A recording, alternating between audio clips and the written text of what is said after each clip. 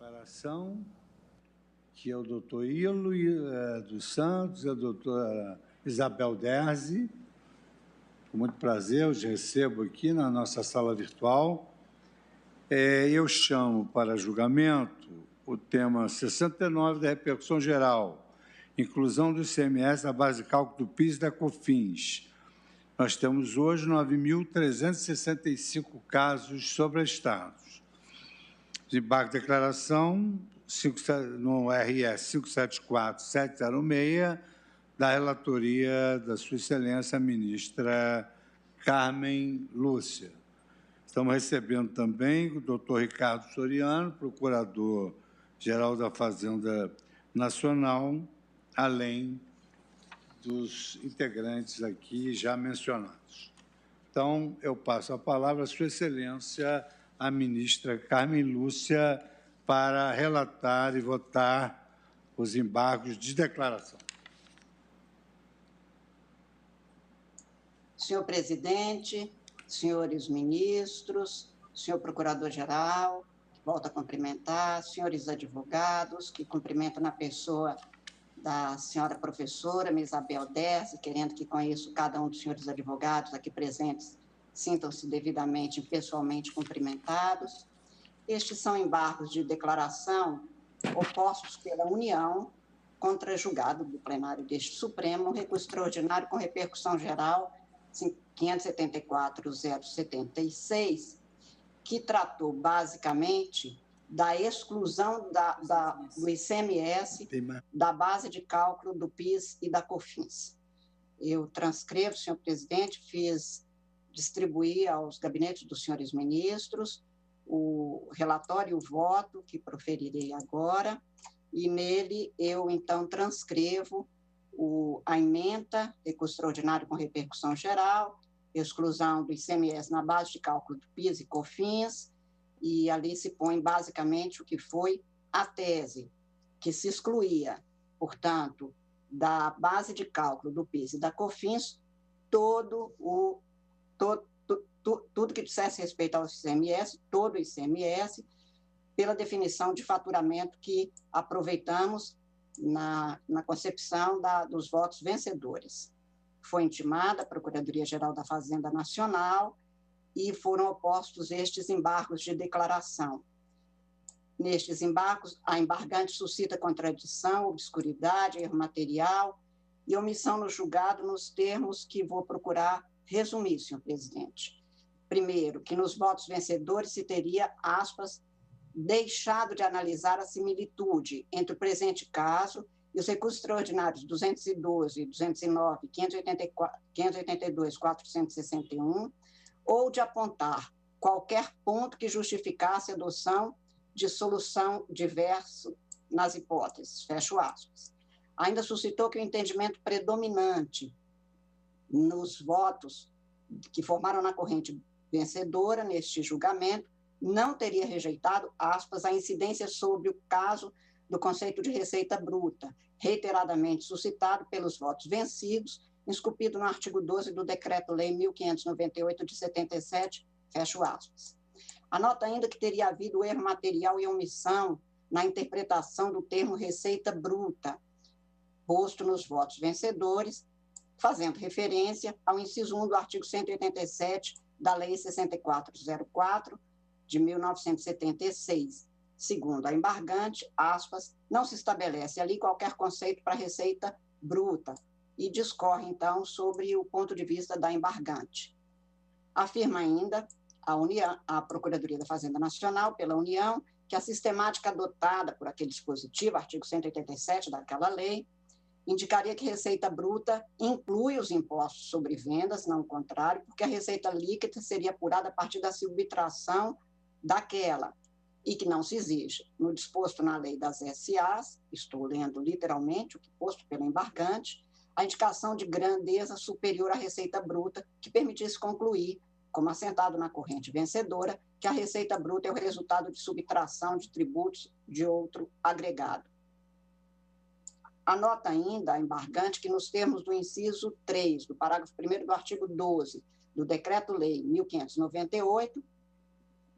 aspas, reiteradamente citado pelos votos vencidos, fecho aspas, a receita líquida seria a receita bruta diminuída de tributos sobre elas incidentes, fecho aspas. E também sobre esse ponto faz considerações. Afirma que não teria sido considerada, aspas, pelos ministros que compuseram a corrente vencedora, a forte tensão entre a tese aqui acolhida e os citados precedentes atinentes à inclusão do ICMS na base de cálculo do próprio ICMS, em vendas no mercado interno. Tal ponto foi ressaltado no acórdão recorrido e em todos os votos que divergiram da maioria, constituindo aspecto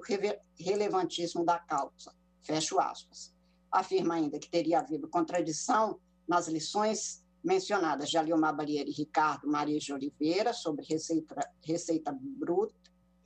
pública e a posição que se pretendeu defender na corrente vencedora.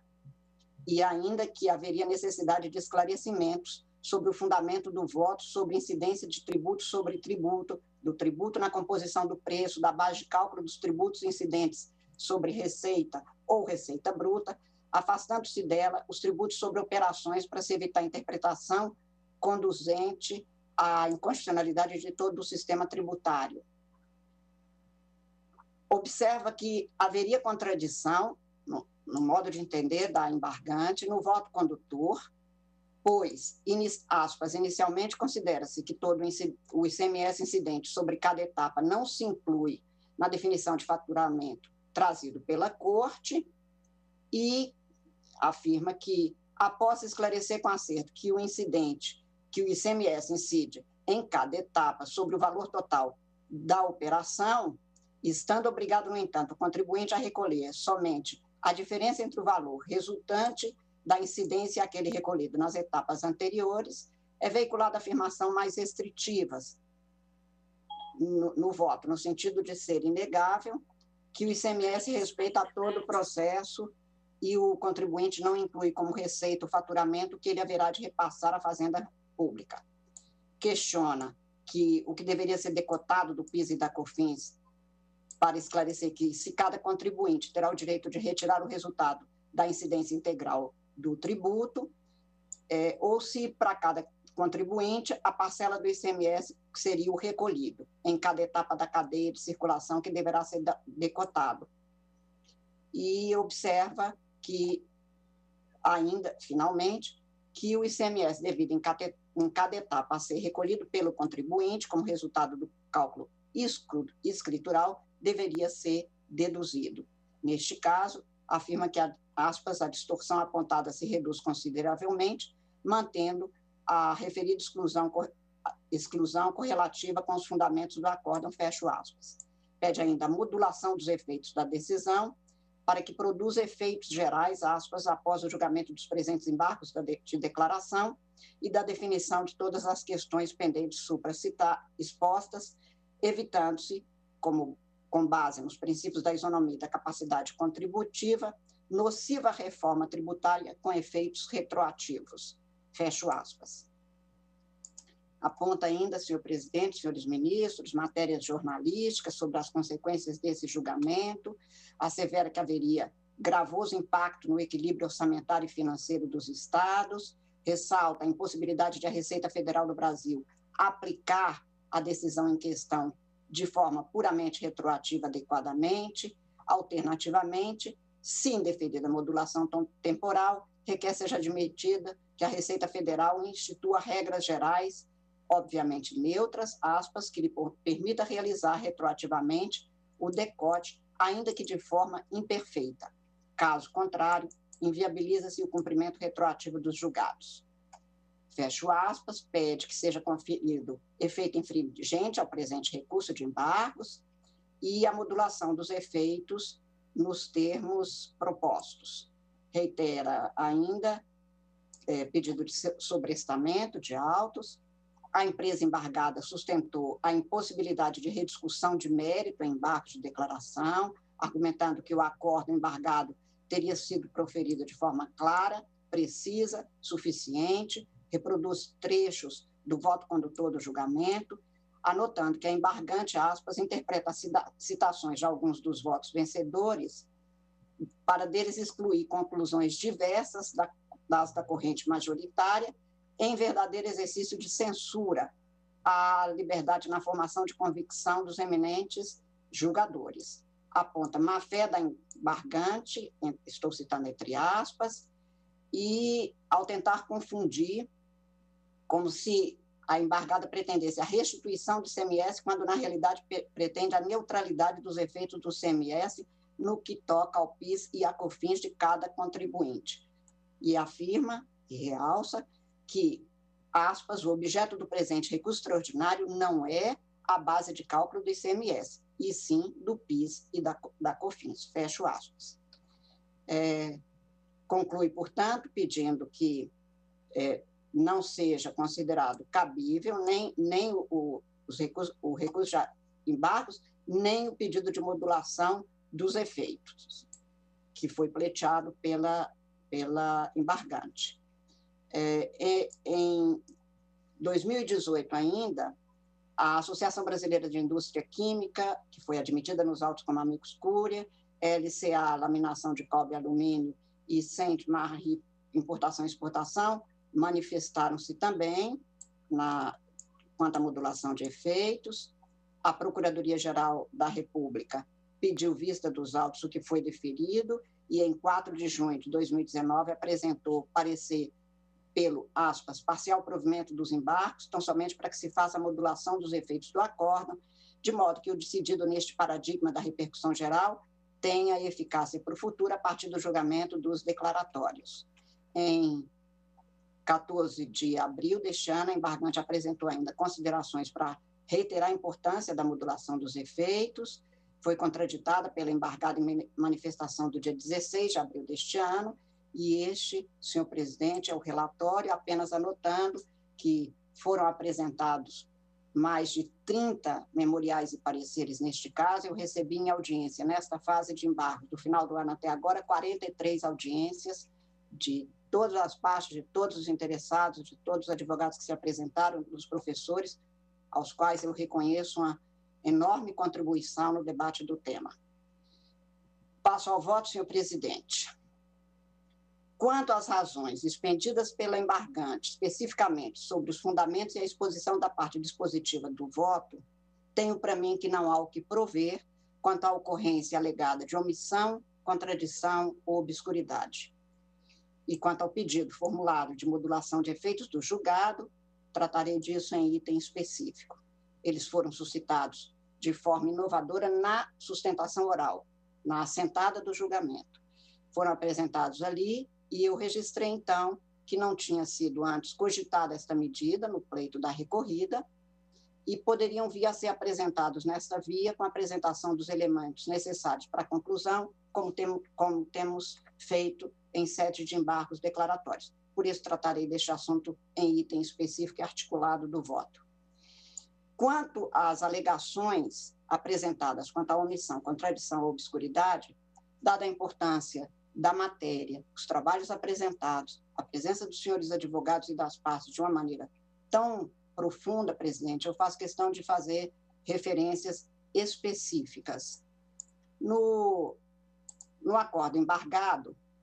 este plenário apreciou o tema 69, que Vossa Excelência acaba de realçar, da repercussão geral, foi provido o recurso extraordinário com a fixação da seguinte tese,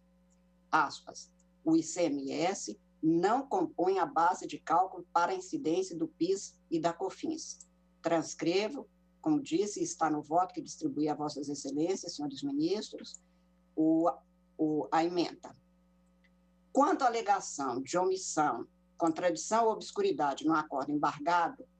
observo que, sem a comprovação de ocorrência de qualquer desses vícios, não se há de cogitar de acolhimento dos embargos, porque se consolidou na jurisprudência deste Supremo Tribunal Federal e na esteira da legislação vigente a impossibilidade de os embargos de declaração se prestarem à retomada do tema e ao rejulgamento da questão posta na decisão embargada, salvo exatamente no ponto em que tenha sido omissa, contraditória ou obscura, ou para corrigir erro material nos termos do Código de Processo Civil, o que não ocorre na espécie. O questionamento formulado pela embargante pode ser assim tomado nos itens que então resumo e respondo a cada qual deles. A embargante alega que nos votos vencedores se teria deixado de analisar a similitude entre o presente caso e os recursos extraordinários 212.209 e 582.461, ou de apontar qualquer ponto que justificasse a adoção de solução diversa nas hipóteses. Fecho aspas. E ainda que não teria sido considerada, aspas, pelos ministros que compuseram a corrente vencedora, a forte tensão entre a tese aqui acolhida e os citados precedentes atinentes à inclusão do ICMS na base de cálculo do próprio ICMS em vendas de mercado interno. Tal ponto foi ressaltado no acórdão recorrido em todos os votos que divergiram da maioria, constituindo aspecto relevantíssimo da questão, fecho aspas. Afirme-se inicialmente, senhor presidente, senhores ministros, que não há omissão a se suprir pela singela circunstância de que a ausência de acatamento da alegada similitude deveu-se a convencimento devidamente explicitado, não a omissão no julgado. O julgador não é obrigado a acatar o raciocínio posto na causa no recurso por uma das partes. Especificamente sobre o alegado, a dizer, não ter sido observado precedente deste Supremo sobre a inclusão de tributos na base de cálculo de outros tributos, que foi a matéria discutida nos recursos extraordinários 212.209 e 582.461, diferente do que afirmado equivocadamente pela embargante, a questão foi considerada, foi expressamente cuidada nos debates, tendo sido mencionado, até de forma expressa, nos votos vencidos, em razão dos fundamentos que eles acolheram. Isto não significa omissão do julgado, significa que os votos que formaram na corrente vencedora não concluíram no sentido de que ali se tinha um precedente com a mesma questão posta, examinada e concluída. O não acolhimento da tese posta naqueles precedentes decorreu do entendimento de que neles não se cuidava da mesma matéria, nem se haveria de adotar igual solução. Naqueles julgados, se cuidou de possibilidade constitucional de inclusão do valor pago como ICMS na base de cálculo do próprio ICMS. Eu estou transcrevendo, vou deixar de ler, senhor presidente, a emenda que se tem um recurso extraordinário 212.209. Apenas faço uma citação. Base de cálculo do ICMS, inclusão no valor da operação ou da prestação do serviço, somado ao próprio tributo. Constitucionalidade, recurso desprovido, relator o ministro Marco Aurélio, redator para o acórdão o ministro Nelson Jobim. Esta decisão é de 1999. No recurso extraordinário 582.461, também se afirmava na emenda, aspas, incidência para atualização de débitos tributários, legitimidade, e ali se tem a base de cálculo do ICMS, definida como o valor da operação de circulação de mercadoria, inclui o próprio montante do ICMS incidente, pois ele faz parte da importância paga pelo comprador e recebida pelo vendedor na operação. Eu transcrevo a íntegra, relator o ministro Gilmar Mendes, Tribunal Pleno, foi julgado em 2011. A discussão posta no presente recurso extraordinário refere-se à inclusão do ICMS na base de cálculo de contribuições, especificamente PIS/COFINS. Não houve omissão, portanto, ao contrário do afirmado pela embargante. O que se considerou de forma expressa naquele julgamento é o que se tinha como matéria central naqueles julgados, que naqueles julgados não se aplicava a este caso, e assim foi considerado pela maioria dos votos exarados pelos ministros, que formaram na corrente vencedora e que concluiu pela tese a ser acolhido para este caso. Vale dizer, não se omitiu nem se desconheceu o que antes foi julgado por este Supremo Tribunal Federal. Antes, o tema foi cuidado, conquanto a conclusão prevalecente tenha sido em sentido oposto ao pretendido pela embargante. Neste sentido, por exemplo, eu faço questão, e vou deixar de ler, mas o realce dado, por exemplo, por alguns ministros, como o eminente ministro Roberto Barroso, que nas folhas 51 e 68 do acórdão, e o ministro Gilmar Mendes, nas folhas 124 seguintes do acórdão, expressamente mencionaram, teve o debate e formaram na corrente vencida. Os votos que formaram na corrente vencedora, entretanto, consideraram que as matérias não se confundiam, porque aqueles precedentes referiam-se à inclusão de ICMS na base de cálculo do ICMS. No caso, cuidou-se da inclusão de ICMS na base de cálculo das contribuições, que tem natureza, estrutura normativa e finalidades diversas daquele tributo. Não se vislumbra, assim, omissão em relação ao decidido nos recursos extraordinários 212, 209 e 582, 461. O não acolhimento daqueles julgados como orientador jurisprudencial a ser aplicado no caso presente não significa, nem poderia, até porque estava expresso, omissão, mas inadmissão da tese apresentada pela hora embargante. Quanto a este item, portanto, dos embargos, eu não vejo omissão a ser suprido, não vejo nenhuma contradição e, portanto, passo a outro tópico que foi realçado pela embargante. Afirma ela que o entendimento predominante não teria rejeitado, aspas, a incidência sobre o caso do conceito de receita bruta reiteradamente suscitado pelos votos vencidos, esculpido no artigo 12 do Decreto-Lei 1598 de 77, fecho aspas, e que teria havido erro material e omissão quanto à interpretação do termo receita bruta, aproveitado nos votos vencedores, porque, segundo a embargante, no inciso 1 do artigo 187 da Lei 6.404, aspas, não se estabelece qualquer conceito para receita bruta, apenas se disciplina que na demonstração do resultado do exercício deverá estar descrita a receita bruta das vendas e serviços, as deduções das vendas, os abatimentos e os impostos. Transcrevo ainda toda a argumentação apresentada pela embargante. E respondo que também no ponto, senhor presidente, senhores ministros, não se há cogitar, na minha compreensão, de erro material, menos ainda de omissão, quanto à interpretação da expressão receita bruta. O que ficou decidido no julgado embargado foi que a definição constitucional, não o conceito, a definição, como a Constituição recorta esta expressão, acolhida na linha B do inciso 1 do artigo 195, não se confunde com o conceito contábil de receita. O fundamento adotado pela corrente majoritária expressamente constante do voto condutor e dos que me acompanharam é o de que a definição constitucional de faturamento, base de cálculo para incidência de tributos específicos, em alguns casos até de receita, alinha-se ao conceito adotado, por exemplo, e foi apenas um exemplo, por Aliomar Balieiro, segundo o qual a receita, para esse fim específico, é o ingresso financeiro que se integra no patrimônio da condição, na condição de elemento novo e positivo, sem reservas ou condições. Essa inteligência está na linha de precedentes deste Supremo Tribunal Federal. Nas palavras da ministra Rosa Weber, cito entre aspas, ainda que a contabilidade elaborada para fins de informação ao mercado, gestão e planejamento das empresas possa ser tomada pela lei como ponto de partida para a determinação das bases de cálculo de diversos tributos, de modo algum subordina a tributação. Trata-se apenas de um ponto de partida.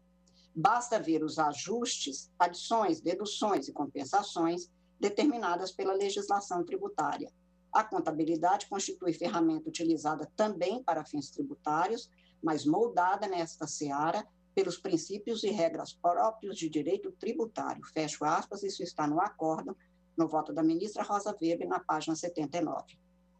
E como anotou o ministro Celso de Mello, aspas, a legislação tributária emanada de qualquer das pessoas políticas não pode alterar a definição, o conteúdo e o alcance de institutos, conceitos e formas de direito privados utilizados expresso ou implicitamente pela Constituição Federal. Está a folhas 180 do acórdão. Nesta mesma linha, Vossa Excelência, senhor presidente, afirmou em seu voto, aspas, essa primeira premissa realmente me conduz a uma exegese do artigo 195, inciso 1, no que concerne à expressão faturamento. Onde é que eu vou buscar essa expressão faturamento? Eu vou buscá-lo no direito que regula o faturamento das empresas, que é o direito comercial. Que ao regular o faturamento das empresas, menciona, como Vossa Excelência citou no seu voto, fazendo remissão ao ministro César Peluso, o artigo da Lei 6.404, Lei das Sociedades Anônimas, que prevê a exclusão de impostos para se entrever faturamento. Cito ainda E aí, Vossa Excelência afirma ainda, ministro-presidente, eu não estou dizendo que tributo não pode incidir sobre tributo. Há pareceres aqui,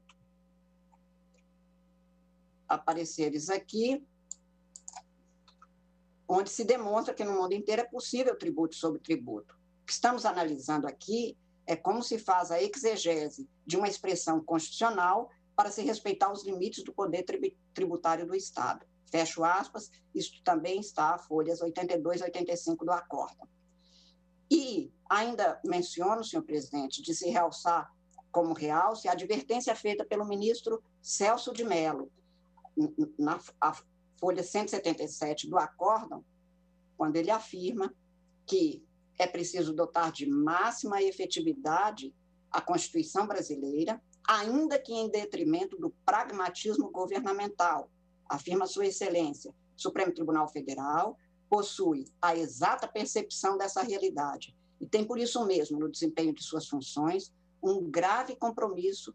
na preservação da intangibilidade da Constituição que nos governa a todos, sendo garante de sua integridade, impedindo que razões de pragmatismo governamental ou de mera conveniência de grupos, instituições ou estamentos prevaleçam e deformem o significado da própria lei fundamental. Fecho aspas.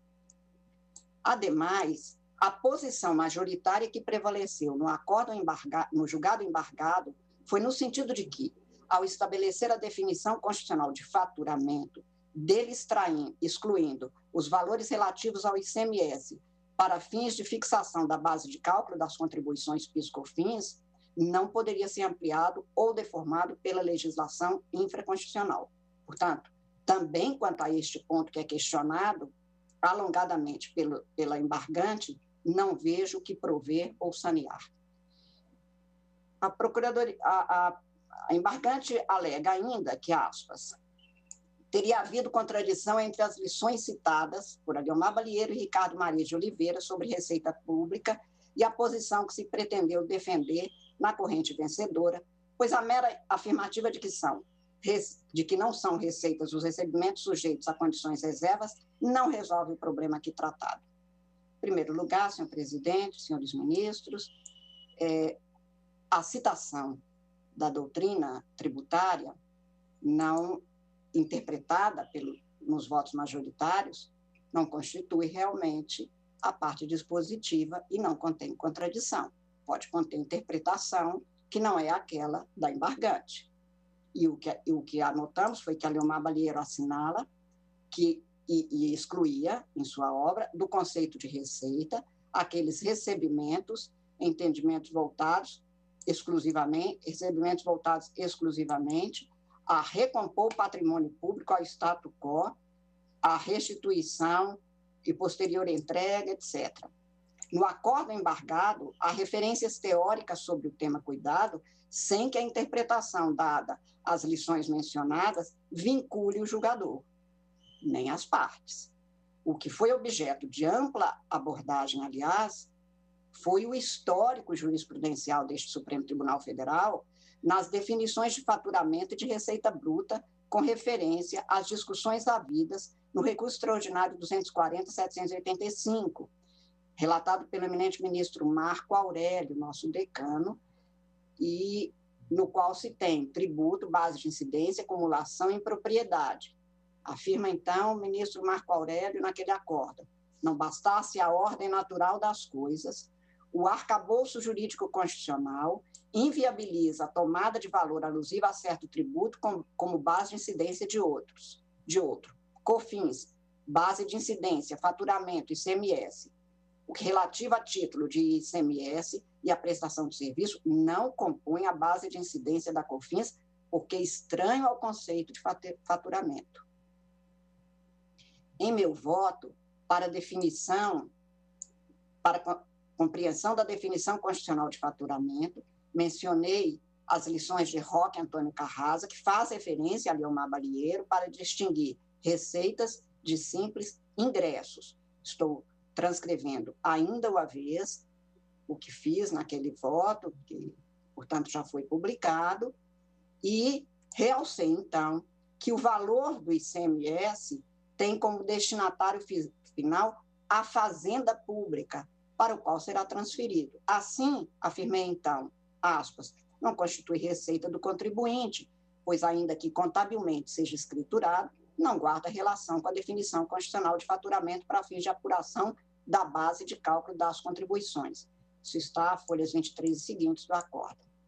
Também o ministro Celso de Mello, em seu voto, faz referência ao entendimento firmado por este Supremo Tribunal Federal no recurso extraordinário 240.875, citando a observação do ministro César Peluso, exarado naquele julgamento. Afirma-se, então, aspas, o problema todo é que, neste caso, se trata de uma técnica de arrecadação em que, por isso mesmo, se destaca o valor do ICMS para efeito de controle de transferência para o patrimônio público, sem que isso incorpore ao patrimônio do contribuinte. Trata-se de um trânsito puramente contábil, significando que isso, de modo algum, contém o produto do exercício das atividades correspondentes aos objetivos sociais da empresa, que é o conceito de faturamento. Fecho aspas.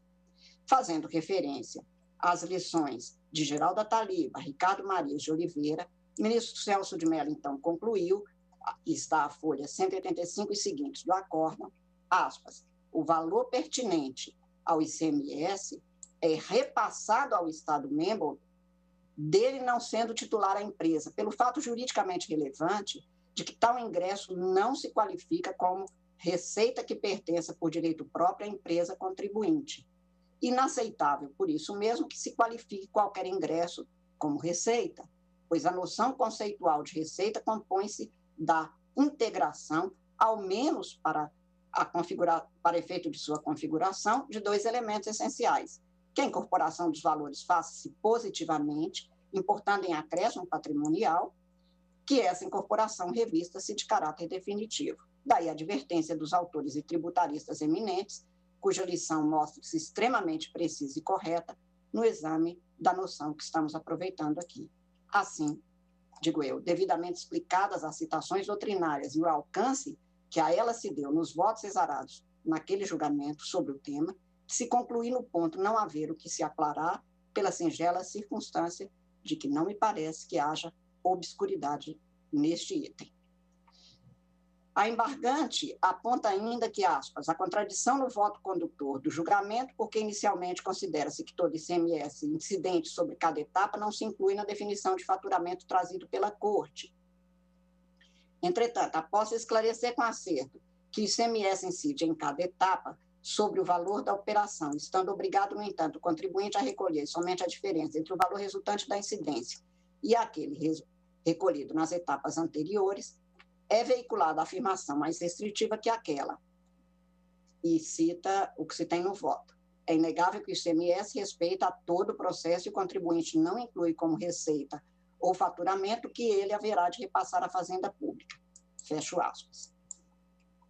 Neste ponto específico, no julgado embargado, prevaleceu o entendimento segundo o qual, conquanto se tenha a escrituração da parcela ainda a se compensar do ICMS, o regime de não cumulatividade impõe se exclua todo ele da definição de faturamento aproveitado, tal como se vem anotando na jurisprudência deste Supremo Tribunal Federal. Quer dizer, todo valor destacado a título de ICMS deve ser excluído da base de cálculo da contribuição PIS/COFINS. E, em meu voto, eu me manifestei expressamente quanto a este item dos embargos. Estou transcrevendo, senhor presidente, farei apenas uma referência de alguns parágrafos. Afirmei, então, poder-se aceitar que a análise jurídica e contábil do ICMS, ambas pautadas na característica da não cumulatividade deste tributo, revelariam que, assim como não é possível incluir o ICMS na base de cálculo da contribuição ao PIS/COFINS, não seria possível excluí-lo totalmente, pois enquanto parte do ICMS é entregue diretamente ao Estado, parte dele se mantém no patrimônio do contribuinte até a realização da nova operação. Entretanto, enfatizei, a análise jurídica do princípio da não cumulatividade aplicada ao ICMS, a que levar em consideração o conteúdo normativo do inciso 1 do parágrafo 2º do artigo 155 da Constituição da República, ou seja, examina-se a não cumulatividade em cada operação. E, neste sentido, portanto, discorri sobre isso em meu voto de forma alongada. Cheguei, no inciso 7 do voto, a fazer a comparação no quadro, considerando a cadeia de incidência do ICMS de determinada categoria, dos valores que seriam pagos, deste quadro que eu demonstrei, extrair que, conquanto nem todo o montante seja imediatamente recolhido pelo contribuinte posicionado no meio da cadeia, distribuidor e comerciante, ou seja, parte do valor do ICMS destacado na fatura é aproveitado para compensar com o montante do ICMS gerado na operação anterior, afirmei que, em algum momento, ainda que não exatamente no mesmo, ele será recolhido e não constitui receita do contribuinte. Logo, ainda que contabilmente seja escriturado, não guarda relação com a definição constitucional de faturamento, para fins de apuração de base de cálculo das contribuições. Portanto, ainda que não no mesmo momento, disse então, o valor do ICMS tem como destinatário fiscal a Fazenda Pública, para a qual será transferido. Neste sentido, portanto,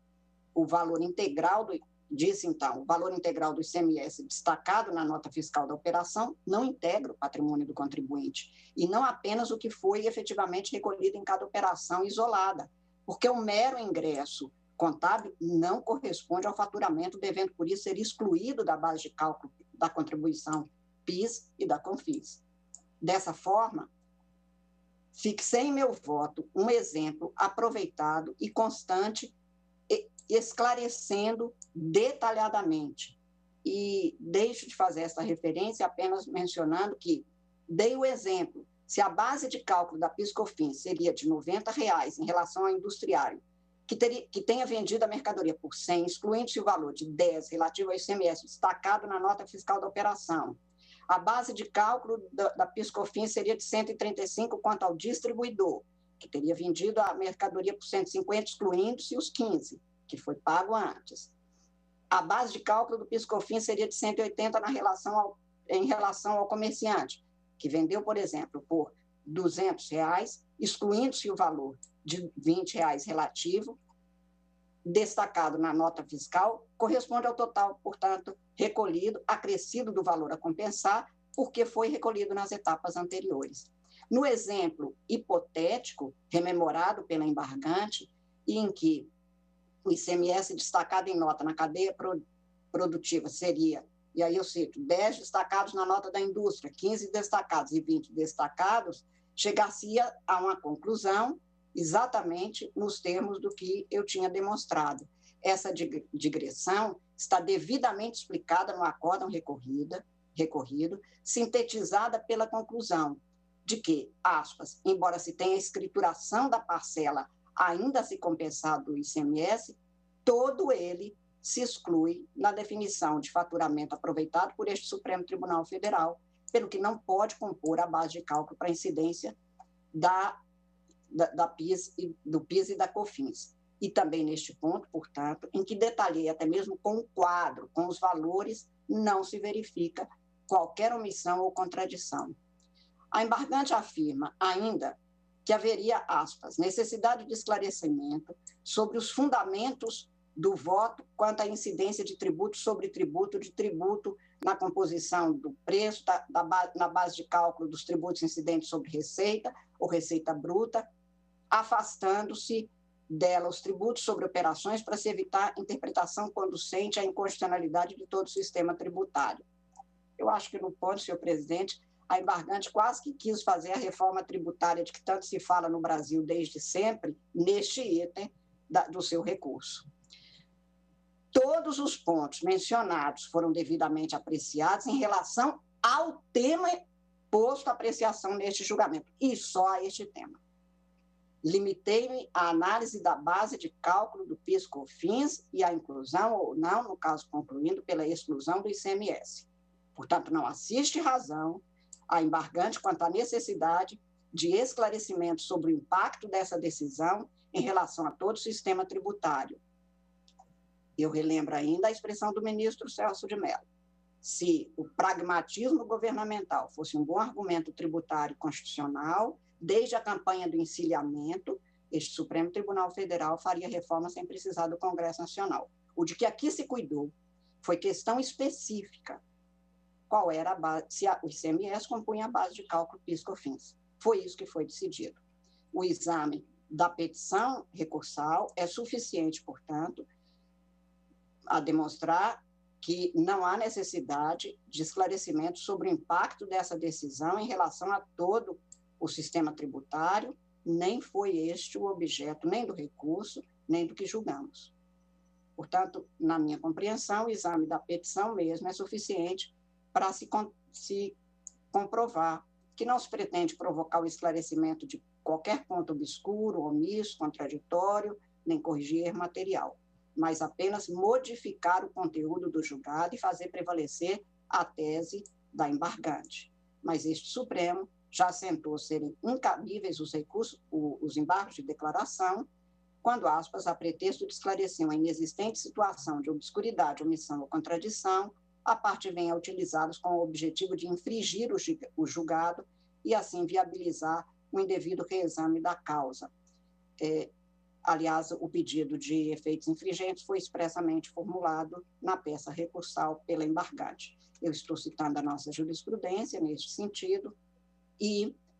afastando, portanto, a ocorrência de omissão, contradição ou obscuridade no acórdão embargado e analiso, então, como disse, em item separado, a possibilidade de modulação dos efeitos do julgado, o que também foi pleiteado pela embargante e que, como eu disse, na sentada de julgamento, ao assomar a tribuna, o procurador da Fazenda Nacional requereu, e nós tínhamos dito exatamente que poderíamos fazer isso, se fosse o caso, em sede de embargo de declaração, como se tem reiterado na prática jurisprudencial deste tribunal. O pedido de modulação dos efeitos funda-se na alegada ocorrência de nociva, aspas, reforma tributária com efeitos retroativos, no gravoso impacto no equilíbrio orçamentário e financeiro dos estados, na impossibilidade de a Receita Federal do Brasil aplicar a decisão em questão de forma puramente retroativa adequadamente, entre outros argumentos, todos de ordem administrativa e macroeconômica. A jurisprudência do Supremo, como eu disse, tem admitido embargos declaratórios para modulação de efeitos em processo objetivo para resguardo da segurança jurídica. Estou citando precedentes neste sentido, até mesmo em recursos extraordinários quando se dá repercussão geral. Digo, senhor presidente, que, embora a tese assentada no julgamento do presente recurso tenha sido adotada desde 2014, com o julgamento do recurso extraordinário 240.785, de relatoria do ministro Marco Aurélio, cingiu-se aquela decisão à produção de efeitos interpartes, circunstância que foi expressamente discutida naquela sentada, tendo então considerado o ministro Gilmar Mendes, aspas, o fato é que o julgamento começou com uma composição e agora o tribunal tem outra composição. Esse é um dado fático que nós não podemos negar. E por isso, inclusive, já antecipa a minha posição no sentido de que nós nos limitemos a julgar este recurso extraordinário, estava se referindo àquele de 2014, sem lhe atribuir caráter de repercussão geral, ao contrário do manifestado pelo ministro Celso, porque de fato a composição mudou. 3 ministros que participaram do julgamento não mais estão, e hoje nós temos um recurso extraordinário com 4 ministros que estavam votando naquela sentada. E nós temos aqui um recurso extraordinário com repercussão geral reconhecida, além da ação declaratória de constitucionalidade proposta. Fecho aspas. Nas discussões postas no recurso extraordinário 240.785, que o plenário deste Supremo Tribunal, naquela sentada, julgou, optou por não dotar a decisão de efeitos erga omnes, aguardando para fazê-lo neste processo, neste recurso extraordinário, que agora julgamos em sede de embargos, porque naquela data a matéria já tinha tido reconhecimento de repercussão geral. Antes do julgamento do presente caso, com reconhecimento de repercussão geral, o Superior Tribunal de Justiça tinha firmado entendimento contrário ao que veio a ser concluído por este Supremo Tribunal. Os julgados naquele órgão judicial foram adotados até mesmo sob a sistemática de recursos repetitivos. Essa questão foi abordado em alguns dos votos vencidos, por exemplo, no voto do ministro Edson Fachin, no qual Sua Excelência expressamente anotou, até em decorrência da ausência de repercussão geral no recurso anterior, noticia-se o julgamento em 10 de agosto do ano pretérito do RESP 1.144.469, de relatoria do ministro Napoleão Nunes e com embargo redigido pelo ministro Mauro Campbell, sob a sistemática dos recursos repetitivos, na primeira sessão do Superior Tribunal de Justiça, em que se assentou diretriz jurisprudencial diametralmente oposta à fixada no apelo extremo supracitado. E ali, então, o ministro Edson Fachin anota que tinha se firmado uma tese no Superior Tribunal de Justiça. O valor do ICMS destacado na nota devida e recolhido pela empresa compõe-se em faturamento, submetendo-se à tributação pelas contribuições ao PIS e COFINS, sendo integrante também do conceito maior de receita bruta, base de cálculo das referidas exações. Fecho aspas. Também o ministro Roberto Barroso expressamente chamou atenção para o fato de que, anoto parte do voto de Sua Excelência, é importante ressaltar que é a antiga jurisprudência do TFR e, posteriormente, do STJ, sobre a inclusão do imposto na base de cálculo das contribuições sobre o faturamento. O Tribunal Federal de Recursos editou o enunciado da súmula 258 e transcreve, e faz referência também à jurisprudência assentada no Superior Tribunal de Justiça. O voto do ministro Gilmar Mendes, além de apresentar o entendimento predominante nos tribunais regionais federais e no Superior Tribunal de Justiça, destacou que nas primeiras ocasiões em que Estado a se manifestar sobre o tema, este Supremo tinha considerado que a matéria não era constitucional, porque, efetivamente, sob a égide da emenda número 1 de 69, não havia esta referência na Constituição. Somente a partir da Constituição de 1988 é que a matéria tornou-se de natureza constitucional, no que se refere especificamente à base de cálculo, e veio a este Supremo Tribunal, que passou a examinar a matéria. Antes, era considerado matéria infraconstitucional. De todo o quadro exposto, tem-se, na minha compreensão, e com as vênias das divergências, uma afirmação de entendimento jurisprudencial predominante a respeito da base de cálculo do PIS/COFINS, que, ainda que não tenha sido dotada de repercussão geral com os efeitos a essa atribuída, prevaleceu durante muito tempo e, portanto, mereceu a análise continuada dos tribunais, incluído deste Supremo. Mesmo não tendo antes sido adotado por este Supremo Tribunal Federal a definição de faturamento defendido pela Fazenda Pública, ao afastar o reconhecimento de constitucionalidade da matéria, foi relegada a interpretação ao Superior Tribunal de Justiça, até que houve a mudança jurisprudencial,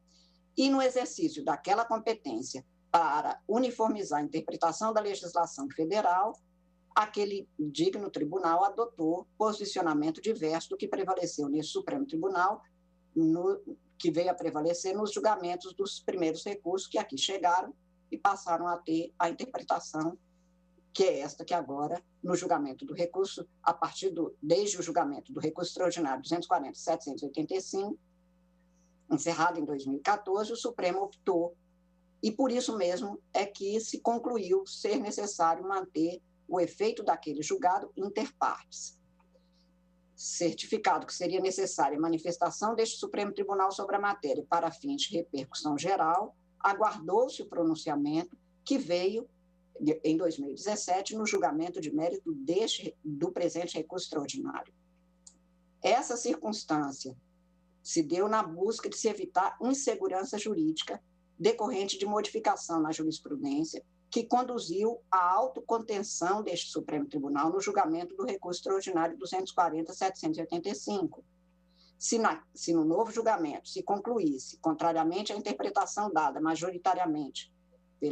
pelos ex-integrantes deste Supremo, que tinham proferido seus votos naquele recurso extraordinário 240.785, poderia haver uma nova mudança de entendimento, o que acarretaria não apenas insegurança jurídica, mas insegurança econômica, tributária mesmo. Ora, sobre a modulação dos efeitos de julgamento por modificação de orientação jurisprudencial dominante, A professora Tereza Arruda Alvim leciona que a mudança de orientação jurisprudencial, aspas, firme, ou a alteração de tese adotada em precedente formalmente vinculante provoca um déficit de confiabilidade no ordenamento jurídico, frustrando anteriores previsões. Na verdade, afirma aquela professora, as mudanças de jurisprudência que causam impacto na vida das pessoas, comprometendo a segurança jurídica e a credibilidade, são as buscas e as que dizem respeito a posições que, em alguma medida, eram pautas de conduta para o jurisdicionado. A mudança de jurisprudência, que pode ser objeto de modulação, quando a nova posição adotada, se existente antes, teria feito com que o jurisdicionado tivesse agido diferentemente. E aí ela faz referência à doutrina exatamente neste sentido. E afirma, o relevante é que desempenhem função de orientação que tenham pretensão de permanência ou que estejam inseridos numa cadeia de decisões no mesmo sentido e que tenham capacidade de generalização, numa palavra, que tenham alta carga normativa. E cita, é lapidar a frase de Daniel Medidiero. É justamente para evitar a aplicação de uma norma inexistente, portanto desconhecida no momento da conduta de determinada pessoa, que a superação prospectiva do precedente encontra justificação, fecho aspas. Isso está exatamente no trabalho sobre modulação na alteração da jurisprudência firme ou de precedentes vinculantes. Embora a autora enfatize a posição do jurisdicionado frente ao poder estatal, a boa-fé, a confiança e a segurança jurídica são princípios fundamentais subjacentes à prospecção dos efeitos das decisões judiciais modificadoras da jurisprudência até então dominante. E eu faço aqui uma referência de que nós tínhamos a decisão no recurso extraordinário anterior, que terminou em 2014, entretanto, expressamente foi discutido e decidido que não prevaleceria com efeitos erga omnes, nem teria efeito vinculante, até mesmo por causa de decisões tomadas em recursos repetitivos no Superior Tribunal, que continuou a atuar. Por isso, a modulação também parece-me poder ser aplicada a casos em que a modificação na orientação jurisprudencial ocorre em desfavor da fazenda pública, como se tem na espécie vertente. Planejamento fazendário,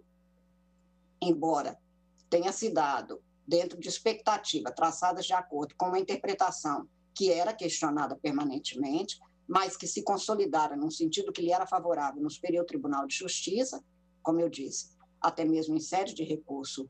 repetitivo, deixa à mostra uma tendência de que se aproveitava aquelas entidades estatais. É certo que o recurso extraordinário 240 e 785 deixou à mostra, como eu disse, a tendência e a possibilidade de adoção da orientação jurisprudencial a partir da análise constitucional da matéria. Mas houve expressa exclusão da concessão de efeitos erga omnes daquele precedente, a sinalizar que a matéria não tinha sido ainda definitivamente examinada por este Supremo Tribunal com repercussão geral, relegando-se essa apreciação com efeitos vinculantes ao julgamento do presente caso. No julgamento deste recurso extraordinário, do recurso extraordinário 593.849, por exemplo, em que houve a superação de precedente do Supremo, fixando-se nova tese desfavorável à Fazenda, o Supremo modulou os efeitos do julgado, e cito aqui uma observação do eminente ministro Roberto Barroso, que então afirmou, aspas, em casos como o que se apresenta para julgamento, em que se estará promovendo a mudança de interpretação consolidada, a solução constitucionalmente adequada é a modulação dos efeitos da decisão como decorrência direta da aplicação do princípio da segurança jurídica. Embora os direitos fundamentais se destinem como regra a proteger o particular em face do poder público, é fato que também a Fazenda Pública se beneficia das normas que resguardem a segurança jurídica como corolário do Estado de Direito. E a atual incidência da sistemática de repercussão geral, digo eu, com efeitos erga omnes e vinculante aos órgãos da administração pública e ao Poder Judiciário, na minha compreensão, recomendo o balizamento dos efeitos do que decidido neste processo para preservar a segurança jurídica, ressalvados os casos ajuizados desde 15 de março de 2017, ressalvados os casos ajuizados até aquela sessão de julgamento. Admissível, a meu ver, a produção de efeitos retroativos para os cidadãos que tinham questionado judicial ou administrativamente a exação até a data daquela sessão de julgamento. Como enfatizado em alguns dos votos vencidos, a orientação deste Supremo em sede de repercussão geral rompeu com a jurisprudência que se tinha firmado no Superior Tribunal de Justiça e que vinha sendo observado com justa expectativa. Alice a isso, o cenário que vivemos, este período todo em que houve uma busca permanente de questionamento, pelo que, senhor presidente, eu estou votando no sentido de acolher parcialmente os presentes embargos de declaração, apenas para modular os efeitos do julgado, cuja produção haverá de se dar desde 15 de março de 2017, data de julgamento deste recurso extraordinário 574-706, no qual foi fixada a tese com repercussão geral que, aspas, o ICMS não compõe a base de cálculo para fins de incidência do PIS e das COFINS, ressalvando ainda as ações judiciais e procedimentos administrativos protocolados até a data daquela sessão em que proferido o julgamento de mérito, e é como voto, senhor presidente. Muito obrigado, ministra Carmen Lúcia, pelo minucioso voto que acaba de proferir. Nós temos 7 minutos restantes e eu tenho o hábito de consultar os colegas sobre quanto tempo disporiam para expor as suas razões. E, ao indagar, eu verifico que não haverá tempo para seguir-se esse julgamento, que tem uma envergadura um pouco maior do que um simples embargo de declaração sem outras questões suscitadas. Então, tendo em vista o número de questões suscitadas nesse embargo de declaração e o tempo que os colegas necessitam para expor as suas razões, eu vou continuar esse julgamento amanhã. Agradeço a presença de todos os eminentes colegas, dos nossos colaboradores, servidores aqui presentes, e declaro encerrada a sessão.